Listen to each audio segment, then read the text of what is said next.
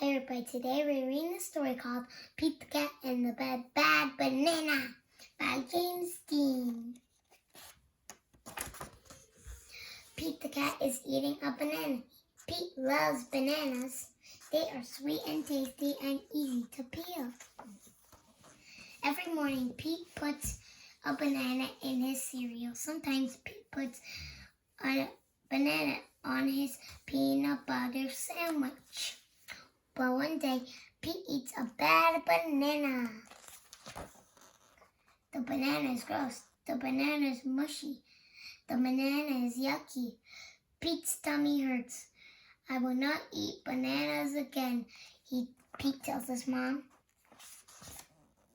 Pete's mom tries to help. She bakes Pete's favorite banana bread. Pete will not touch it. She makes Pete a banana cream pie. Pete will not eat it. She gets Pete a big banana split. No thanks, Pete says. Instead, Pete tries the lemon. It is yellow like a banana. Pete tastes it. Yuck, says Pete. The lemon is sour. Pete tries pickle. It is long like a banana. Pete tastes it. Better, Pete says, but is not as good as a banana. Pete tries an orange. It has to be peeled like a banana.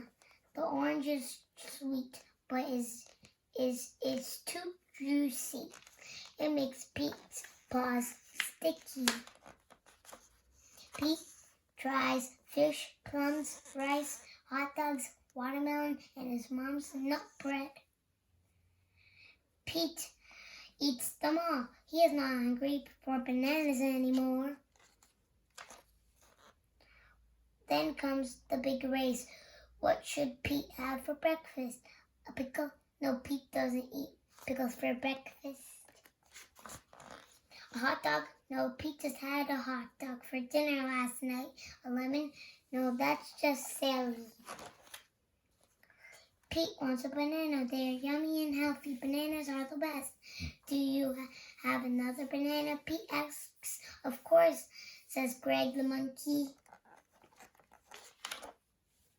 Pete peels the banana slowly. It is not brown. It is not mushy. Pete, a teeny tiny bite. It is a yummy banana. It is the best banana ever. Thanks to Greg and his banana. Pete wins the race. Pete is bananas for bananas. The end.